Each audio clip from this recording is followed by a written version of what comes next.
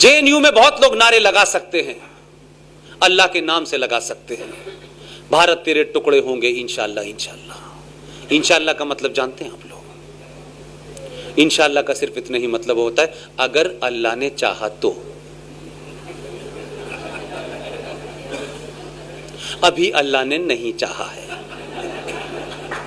अल्लाह ने चाहा है भारत के टुकड़े ना हो, इसलिए अल्लाह ने एक पैगंबर भेज दिया है।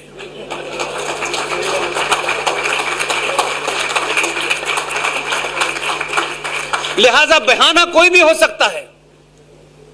यह बिल बहाना है आपका।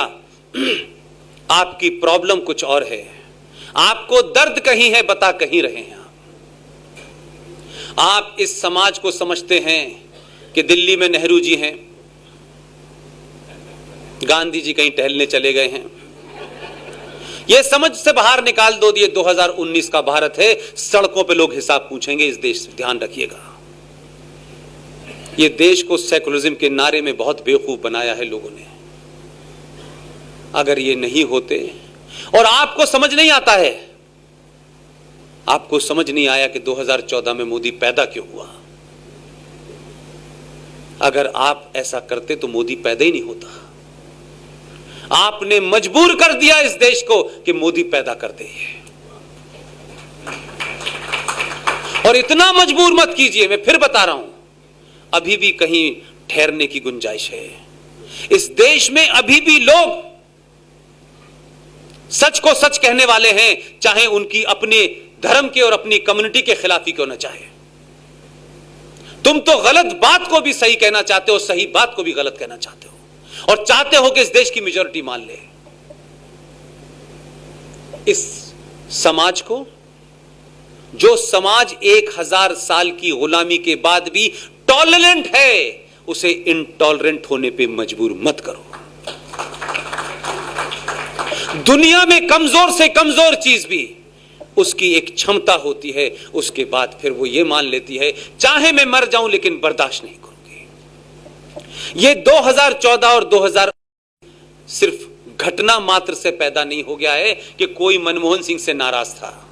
2014 में तो कह सकते हैं, 2019 में इस देश के सनातनियों ने 19 पैदा किया। सारे नुकसान होने के बाद, 1000 सवाल होने के बाद, इकोनॉमी खराब है, जीएसटी लगा दिया, तब भी इस देश ने पहली बार एक राष्ट्र के रूप में सोचा कि हमारा नुकसान हो जाए लेकिन राष्ट्र का नहीं होना चाहिए। इसलिए 2019 पैदा हुआ है। इसलिए मैं बार बार कहता हूं कि जितनी आग लगानी है एक बार लगा लो। ये देश देख ले, शांति प्रिय हम के लोग, अल्लाह के मानने वाले लोग, एक इंसानियत की बात करने वाले लोग, अल्लाह की राह पे चलने वाले लोग कैसे उस मुल्क को आग लगा रहे हैं जिस मुल्क में इस्लाम उनका मजहब नहीं है। दुनिया में जहां जहां तुम्हें शरण मिल रही है, सब वो मुल्क हैं जहां इस्लाम नहीं है। अगर इस्लाम के मानने वाले हो और पूरे ईमानदार हो तो इस कसौटी पे तय होगा कि भारत की माइनॉरिटी सुरक्षित है या नहीं है। हमने तय करा कि पाकिस्तान में माइनॉरिटी सुरक्षित नहीं है, और हमने सिर्फ हिंदू को नहीं, हमने तो क्रिश्चियन तक को दावत दी है कि आप आ जाएं हमारे। और जो हमारे यहां वैलिड डॉक्यूमेंट के साथ आया है, उसके डॉक्यूमेंट एक्सपायर हो गए हो, यह अलग बात है, लेकिन बॉर्डर से छुप के और अंदर से घुस के नहीं आया। इसलिए घुसपैठिए में और शरणार्थी में फर्क है। दोनों को एक तराजू में मत तोलो।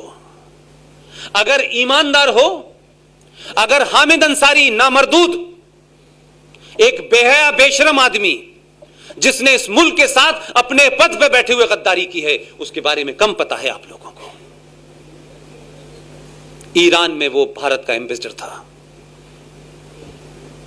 छोटी मोटी गद्दारी नहीं है, लेकिन इस देश के सेकुलर निजाम में किसी मुसलमान की गद्दारी को गद्दारी कहना सेकुलरिज्म को गाली देना माना जाता है।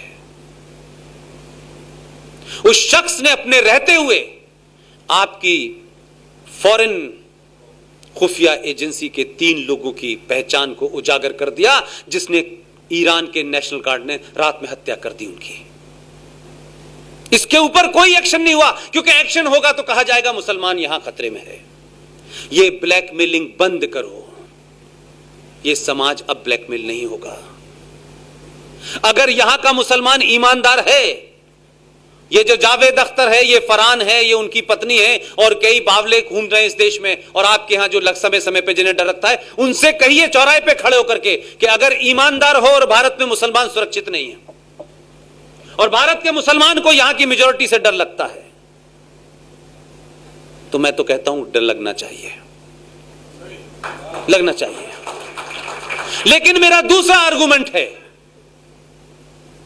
आप ईमानदारी से जो भी आपको पवित्र जगह लगती हो अपनी मस्जिद के अलावा, और मस्जिद, सारे मक्कार मुसलमान वहां खड़े हो जाएं, मौलवी हो, मुफ्ती हो, हाजी हो, एक्टर हो, करेक्टर हो, ड्राइवर हो, कंडक्टर, सब खड़े हो जाएं और पाकिस्तान और बांग्लादेश से यह मांग करें कि हमारे मुल्क में हम सुरक्षित नहीं हैं, हमारे मजहब को हिंदुओं से और सनातनियों से खतरा है।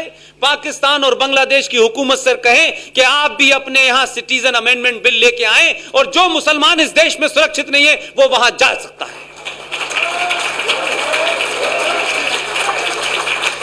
और पाकिस्तान की हुकूमत अगर इस्लाम और मुसलमान के लिए इतनी चिंतित है कि मुसलमान कहीं पे उसके साथ में, वो तो पाकिस्तान की मुसलमान को, सरकार को ओपनली कहना चाहिए कि जो जो मुसलमान भारत में सुरक्षित नहीं है वो पाकिस्तान आ जाए, हम नागरिकता देंगे।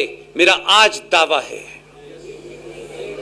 है मेरा, एक मुसलमान चला जाए यहां से कि मुझे पाकिस्तान की नागरिकता चाहिए, आप जो कहेंगे मैं करूंगा। लेकिन ये मक्कार सिर्फ आपको डराने के लिए कहते हैं कि भारत में मुसलमान सुरक्षित नहीं है। कह के तो देखो, जाओ तो वीजा तो अप्लाई करो कि हम वहां जाना चाहते हैं, हम टिकट भी देंगे और कोशिश करेंगे एक ही तरफ की दें। ईमानदार तो बनो। तुम मस्जिद के बाहर जुमे का इस्तेमाल इसलिए करते हो कि जुमे का मुकद्दस दिन होता है, उसमें ज्यादा तादाद में मुसलमान नमाज पढ़ते हैं और नमाज में तराबियां और आयतें भी लंबी पढ़ी जाती हैं, लिहाजा तुम उस मूवमेंट का इस्तेमाल करके, क्योंकि भीड़ ज्यादा होगी तो जामा मस्जिद का दिन कोई भी बंद की कोशिश करते हो, कोई भी बंद की कॉल देते हो तो जुमे को इसलिए देते हो कि मुसलमान होंगे, और खुतबे में मौलवी जो तुमको जहर बोलता है उसको तुम पिलाते हो। हिम्मत नहीं है तुम्हारे अंदर, मस्जिदों का इस्तेमाल करते हो तुम भारत सरकार के खिलाफ। तुमने कश्मीर में यह किया और आज जिस तरीके के नारे लगे हैं जामा मस्जिद से बाहर और कहते हैं हम ईमान वाले हैं। ईमान वाले बहुत कम पैदा हुए हैं तुम्हारे अंदर, और माफ करना, जो ईमान वाले हुए हैं वो भी हमारी वजह से पैदा हुए हैं, हमारी वजह से पैदा हुए हैं। हमने उनके ईमान को डिगने नहीं दिया और तुम जैसे लोग डिगाना चाहते थे उनसे भी बचा के रखा। इसीलिए हम अब्दुल कलाम तो पैदा कर सकते हैं, लेकिन तुम अगर पैदा करोगे तो अफजल गुरी करोगे। लिहाजा तुम्हारे अंदर क्षमता है अफजल गुरु और याकूब मेमन पैदा करने की, हमारे अंदर क्षमता है एपीजे अब्दुल कलाम पैदा करने की, हमारे अंदर क्षमता है कि हम एएच अहमदी पैदा कर सकते हैं। यह सिर्फ हमारे साथ रहने का कारण है। 1000 साल से तुम हमारे साथ हो, इस सब के बावजूद भी कि हमारे दादा परदादा माओ बहनों को आपने लूटा मारा, उसके बावजूद भी हम नहीं बदले। अगर हम बदल गए, हम सनातनी हो गए जिस वक्त, तो AK-56 लेके भाग जाओगे तुम। ध्यान रखना इस बात का। इसलिए इस टॉलरेंट समाज को, अहिंसक समाज को, इसको हिंसक मत बनाओ, यह तुम्हारी जिम्मेदारी है। दुनिया में आतंकवाद जहां जहां सफल हुआ है वो मेजॉरिटी आतंकवाद सफल हुआ है। चाहे पंजाब में सिखों ने किया हो, चाहे कश्मीर में मुसलमान कर रहे हो। इस देश की मेजॉरिटी में अगर 1% लोग दीवाने हो गए तो 15 मिनट का टाइम नहीं मांगोगे। हम बार बार कह रहे हैं, हम इग्नोर कर रहे हैं, तुम हमारी इग्नोरेंस को हमारी कायरता समझ रहे हो। तुम्हें देश का प्रधानमंत्री खड़े होकर एश्योरेंस दे रहा है कि इसमें तुम्हारी नागरिकता नहीं ली जाएगी, लेकिन तुम उसको पागल समझ रहे हो। तुमको ऐसा लगता है कि यह प्रधानमंत्री हमारे घर पे आए, हमारी ठोड़ियों में हाथ डाले, हम इसको जलील करें, बताएं कि हमारी ताकत के सामने ये झुक गया और अब हमारे से पूछने आया है, बताओ मेरे भाइयों क्या करो। यह नहीं होने वाला, हम उसको ऐसा नहीं करने देंगे। वो देश का प्रधानमंत्री है, तुम्हारा गुलाम नहीं है। उसने भारत के संविधान और भारत की संसद में जो काम किया है वो 24 कैरेट का लीगल काम है, क्योंकि तुम्हें इलीगल काम करने की आदत पड़ गई थी और तुमने जिन लोगों को तख्तों पे बिठाया वो तो ऐसे लोग हैं। अभी वीर सावरकर के परिवार के कोई साहब मुझसे मिलने आए थे। मैंने उनसे कहा थोड़ा सा आप लोग सचेत रहें।